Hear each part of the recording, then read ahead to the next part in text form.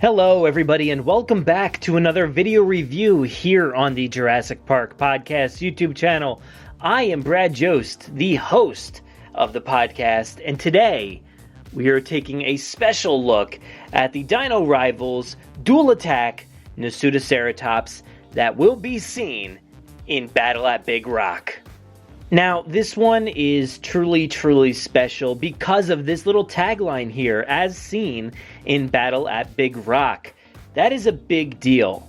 Now, we won't really be touching on Battle at Big Rock all that much in this video, but guys, just be ready, be prepared, because this dinosaur will be featured in Battle at Big Rock on a screen sometime later this year. Get ready, it's going to be awesome.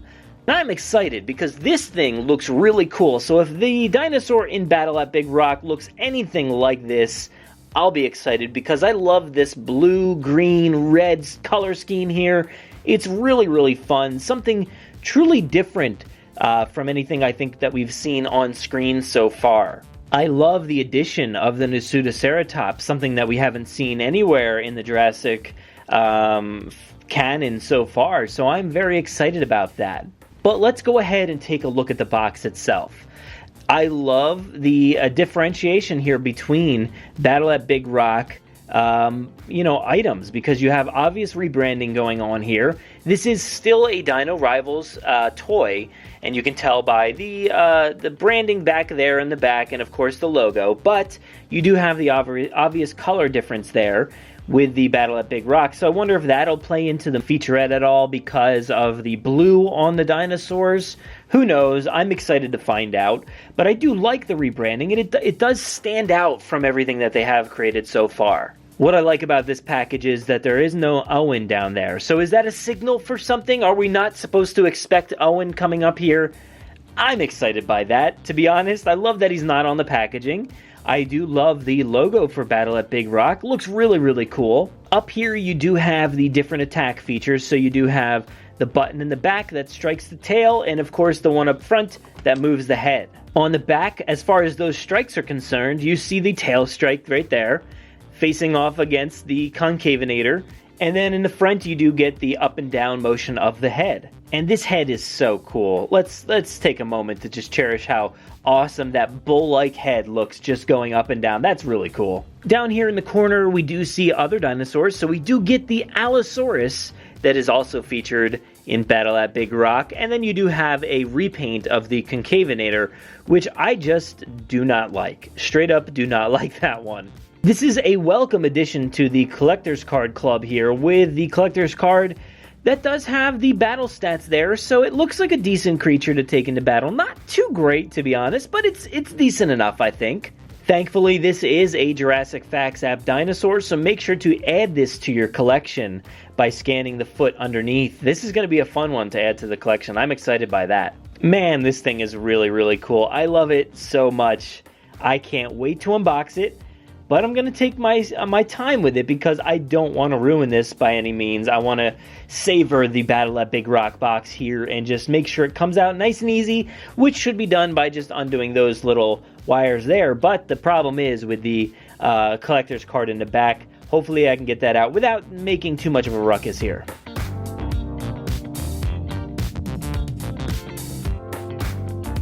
So I don't know if you can see it very well, but this one has the tape completely across the card there, so I'm going to take a second to try to get all that off. Alright, so here we have the collector's card. I do like that imagery right there. That's not too bad. It's kind of just a copycat of the Stegoceratops image. I believe that was like the render for that creature, but they did like Chris Likes Dinos did and just kind of took off the spines or the spikes on the back of the Stegoceratops and just took the head and changed it up a little bit. But I like it. It's a nice look. It's not my favorite of the renderings here, but let's take a look at the factors down at the bottom. So this does have a strength of an 8, which is good. That's really good. The speed is a 4. Not too good. The intelligence is a 3. So this is not a very smart dinosaur. And then the aggression is a 7, which is decent. So this all accumulates to a 22. Not bad. Not too great, but I think this could be beat somewhat easily. And as always, you have the Dino Rivals logo and the Jurassic World logo. Nothing different because this is a Battle at Big Rock dinosaur. Alright, so here she is, the NASUTOCERATOPS in all her glory. Man, do I like this thing a lot. So there's definitely a lot to compare with this one because overall it really does resemble the Triceratops and the Sinoceratops, but it's wildly different. Everything about the sculpt of the body is completely different. It looks like on the surface value, it looks like it could be the same thing, but when you really pare it down, the legs are completely different. The body is different. The ridge on the back is different. The shape, everything about the whole thing is different, and it does kind of feel like a hybrid in terms of the body between the Sinoceratops and the Triceratops. It does have the dual attack feature like the Triceratops, where you can move the tail and of course move the head. But that's really as far as it goes as far as comparisons, because it is, like I said, wildly different, and it's very noticeable on the head itself.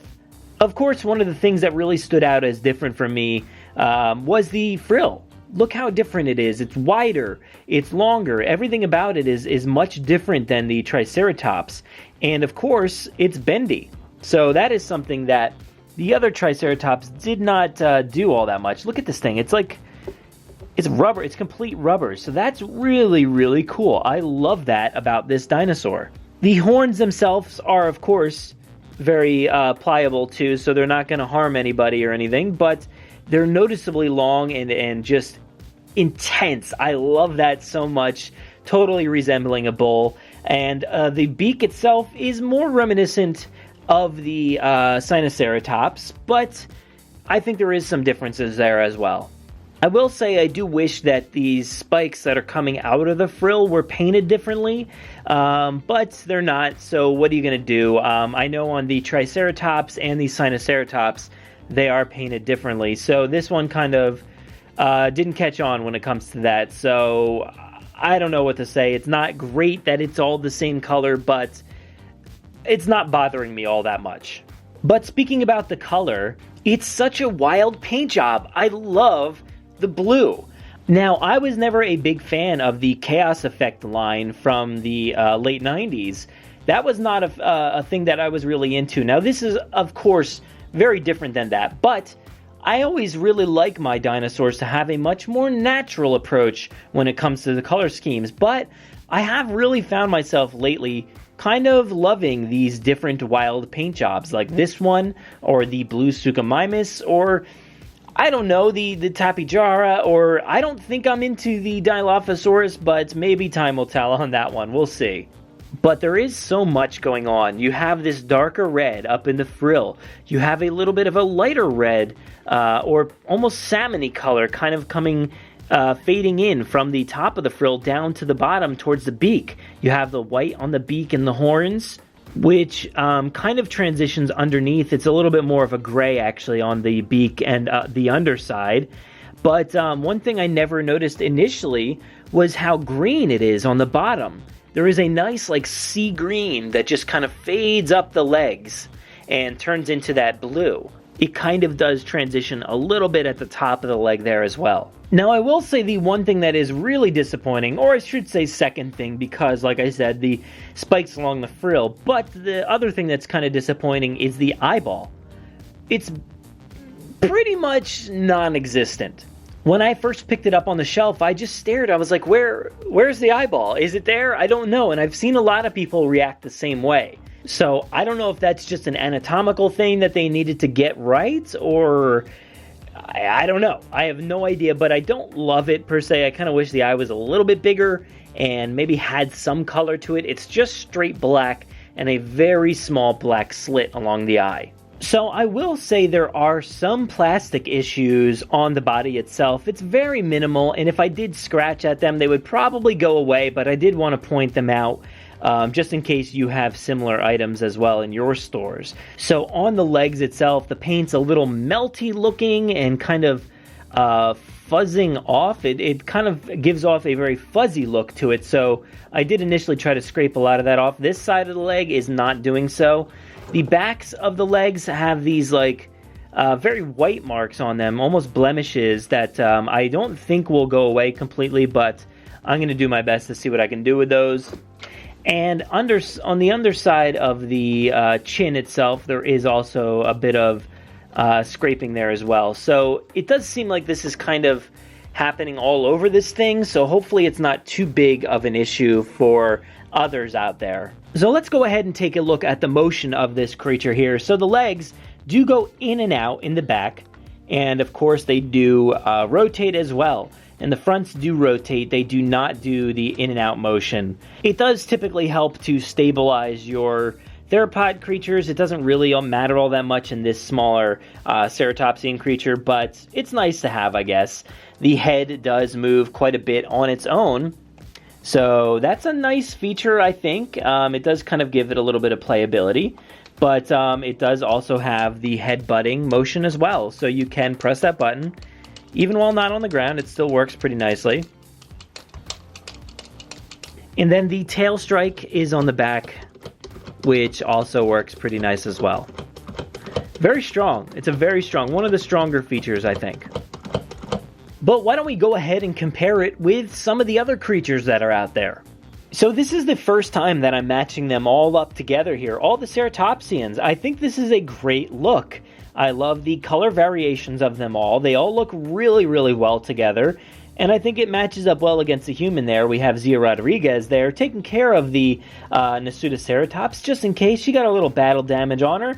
But I think it matches up well. I will say it is a tad bulkier than the Triceratops and the Sinoceratops. The head is obviously a bit more massive than the Triceratops. It's almost in line with the Sinoceratops there. But I think that big head kind of really helps when it comes to the body and the size of this creature. That's kind of one of the downfalls, I think, of the Triceratops, is I didn't really like the mass of that thing. I don't think it looks big enough for me. But the head and the slight bigger bulk on the body really does help this creature. But man, these all look really, really great together. I hope somebody is out there with all these creatures taking a picture out in a field, because that is something I would love to see. I'd love to see all of these just roaming around together, just being natural herbivores. I think that would be awesome. And of course, I did need to face it off against an Allosaurus. Now, I did not open the Battle at Big Rock Allosaurus just yet, but I do have the old one here just for that case, so I think it's great. I can't wait to see these things go head-to-head in some kind of battle at some kind of big rock formation, place, thing. I don't know. We'll see. But how will this face off against the poorly standing Allosaurus? Let's find out. So the tail strike isn't going to help us, but hey, I don't even need to strike it before it falls.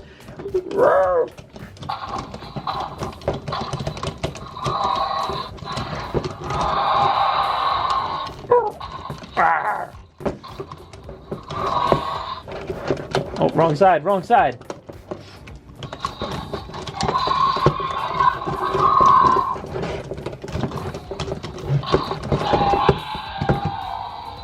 I think we found ourselves a winner. So there you have it. This is the NASUTOCERATOPS. I absolutely love this thing. I love the colors. I love the sculpt. Everything about it is really cool. There are some minor flaws in the thing, but it doesn't matter overall. I love it. I think it's fun. I love the pliability of the head and the frill and the horns. Everything about it is really cool. The dual attack feature is great. I love it. So let me know in the comments below. Will you be picking up the NASUTOCERATOPS? Are you excited for Battle at Big Rock? Make sure to follow all of our social media pages over on Twitter at Jurassic Park Pod, on Instagram and Facebook at Jurassic Park Podcast. Go to our website, JurassicParkPodcast.com, to find all of our articles, our videos, our episodes, everything that we have going on over there. Over here on YouTube, make sure to subscribe, like this video, comment below. Tell us what you think. We'd love to hear more from you. Thank you again so much for watching this video, and enjoy.